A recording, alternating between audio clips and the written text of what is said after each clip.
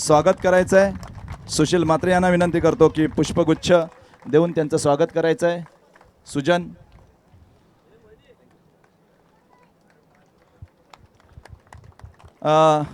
आकाश वरती आहे ना?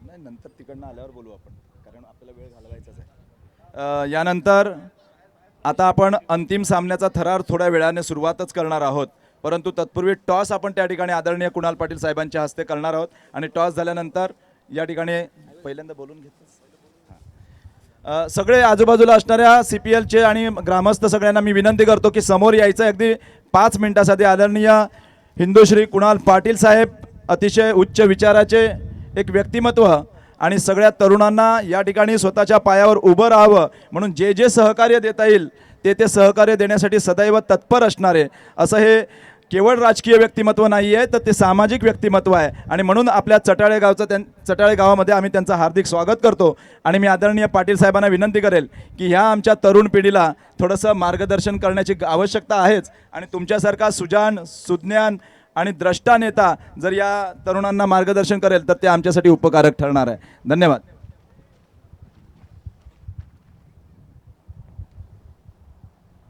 नमस्कार।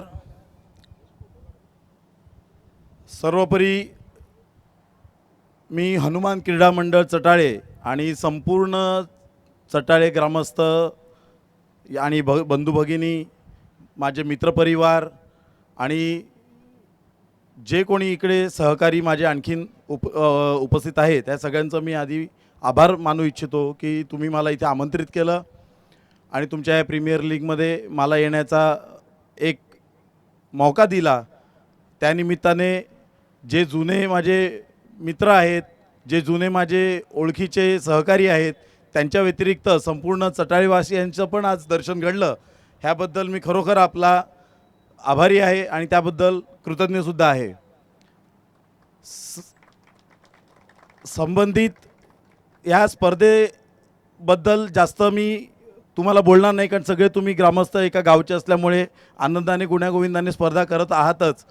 फक्त इतकंच म्हणेल की आज जो बॅनर लागलेला आहे त्या बॅनरवर जर तुमचं कधी लक्ष गेलं असेल तर त्याच्यावर अखंड भारत, जय हिंदवी अखंड भारत आणि जय हिंदवी महाराष्ट्र अशी ती घोषणा आहे।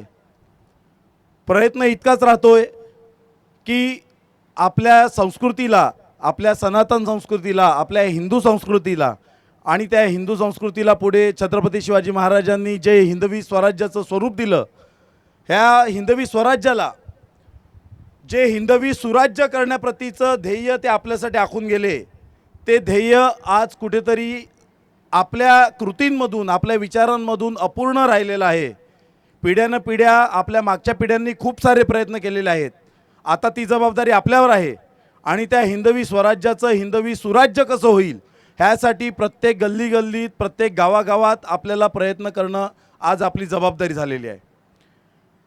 आजच्या तारखेला मागच्या 30 ते 40 वर्षात आपल्या सफाळे परिसर, म्हणजे बोलायचं म्हटलं तर संपूर्ण पालघर जिल्हाच, पण सध्या मी आपल्या सफाळे परिसराचं बोलतो आणि आपल्या पंचक्रोशीबद्दल बोलतो की मागच्या 30 ते 40 वर्षामध्ये आपल्या सफाळे परिसरामध्ये, आपल्या ह्या पंचक्रोशीमध्ये जी काही आर्थिक उलाढाल, जी काही सामाजिक उलाढाल, जी काही ग्रामीण पातळीवर विकासात्मक कामं झालेली आहेत, ह्या 30-40 वर्षांमधला जो वेग होता, जो आर्थिकदृष्ट्या जी डेव्हलपमेंट होती, ह्या सगळ्या डेव्हलपमेंट येणाऱ्या पुढच्या 3 वर्षांमध्ये आपल्या सफाळ्यामध्ये होणार आहेत, आपल्या सफाळ्याच्या परिसरामध्ये होणार आहेत। ह्या 3 वर्षांवर आपल्या सफाळ्यातल्या तरुण वर्गाचं किती लक्ष आहे हे म्हणणं आपण प्रत्येकाला विचार आपलं स्वतःला पडलं पाहिजे। आणि ही जी विकासात्मकता आपल्या सफाळ्यामध्ये उभी राहणार आहे, ह्याच्यामध्ये आपला तरुण वर्ग किती सहभागी आहे, आपल्या तरुण वर्गाचा विचार, आपल्या तरुण वर्गाची कृती, आपल्या तरुण वर्गाचा धंदा, व्यवसाय, वाडी, शेती, नोकरी किती सहभागी आहे, ह्याच्यावर आपल्या भूमिपुत्रांचा, आपल्या गावांचा आणि आपल्या गावच्या आळ्यांचा, ग्रामपंचायतींचा, ग्रामस्थांचा प्रगतीचा आलेख ठरणार आहे। जोपर्यंत आपलं ह्याच्यावर लक्ष नाही तोपर्यंत आपण दुर्लक्षित आहोत, हे लक्षात ठेवा। सगळे राजकारणी, आमदार, खासदार, लोकप्रतिनिधी, ग्रामपंचायतीचे सरपंच, गावचे वरिष्ठ हे सगळे तुमच्यासाठी मेहनत करतील, वेळेला करतील, नाही करतील.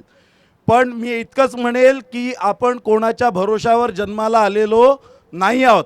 जर आपण जन्माला आलेलो आहोत तर देवाने आपल्यासाठी कुठेतरी आपलं कर्म आणि आपलं प्रारब्ध आपल्याला दिलेलं आहे.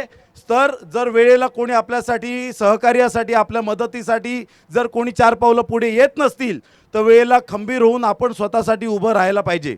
मग ते स्वतः म्हणजे घर असो, ते स्वतः म्हणजे गल्ली असो, ते स्वतः म्हणजे एक अख्खं गाव असो किंवा एक अख्खा परिसर असो, आपण स्वतःसाठी उभं राहायला पाहिजे, एकमेकांसाठी उभं राहायला पाहिजे.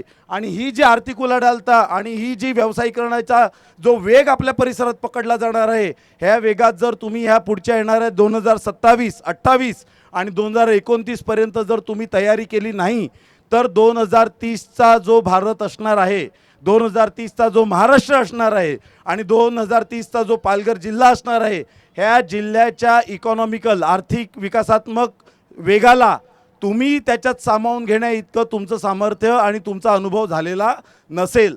आणि त्या अनुभवाला आपण साजेसं व्हावं म्हणून ही 3 वर्षाची परंपरा जी उभी राहणार आहे, त्याच्यात तुम्ही तुमची आखणी, तुमचा गृहपाठ, आयुष्याला पुढे नेण्याचा, गावाला पुढे नेण्याचा हा तुम्ही आखावा, एवढी माझीच नम्र विनंती आहे.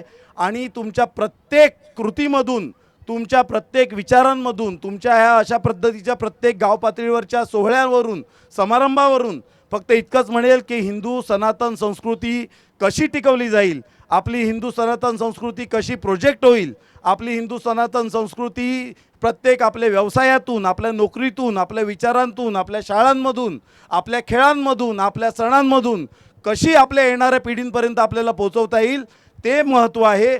पैसे येणार आहेत, पैसे जाणार आहेत, पण जर संस्कृती असली तर त्या पैशाचा जो भोग तुम्ही घेणार आहात त्याला अर्थ आहे. जर संस्कृतीच टिकली नाही आजूबाजूला तर तुम्ही कमावलेल्या पैशाला काही अर्थ होणार नाही.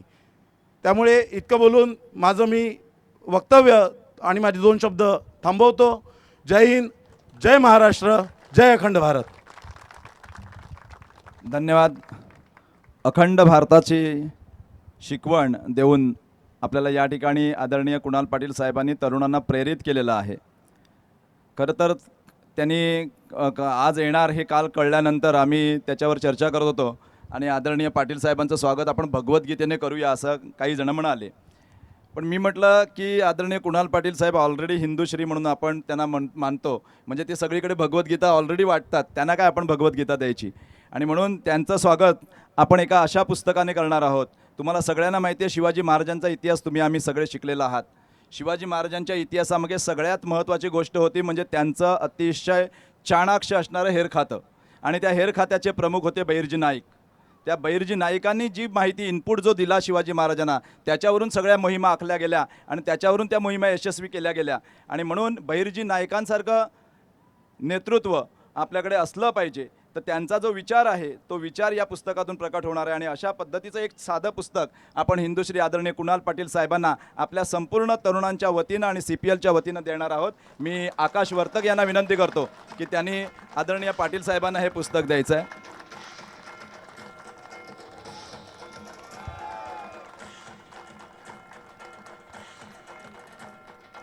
पाटील साहेबांनी आपल्याला जे सुतोवाच केलेलं आहे त्याच्यावरून आणि त्यांच्याशी केलेल्या अनौपचारिक चर्चेवरून मला जाणवलं की केवळ या ठिकाणी तरुणांना अशा पद्धतीने खेळासाठी आणि काही पूजा अर्चेच्या कार्यक्रमासाठी पैसे देणं हा त्यांचा हेतू नाही, तर तरुणांनी स्वतःच्या पायावर उभं राहिलं पाहिजे. त्याच्यासाठी तुम्ही जर एखादा बिझनेस करणार असाल तर त्यासाठी तुम्हाला कधी काही कोणत्या शासकीय मदतीची गरज लागली, कधी आर्थिक मदतीची गरज लागली, तरी त्यासाठी कधीही मी उभा आहे अशा प्रकारचा शब्द आम्हा सगळ्यांना आदरणीय कुणाल पाटील साहेबांनी दिलेला आहे. आणि नेहमीच आपल्या गावच्या विविध उपक्रमांमध्ये ते सहकार्य करणार असं सुतोवाचसुद्धा त्यांनी केलेला आहे. वेळ मिळेल तेव्हा मी त्यांना निमंत्रित केलेलं आहे की गावामधले अनेक आमचे जे उपक्रम आहेत त्यांना कधीतरी पाहणी करा. तूर्त आपण थांबूया. आदरणीय पाटील साहेबांना मी विनंती करेल आपण मैदानावर जाऊया.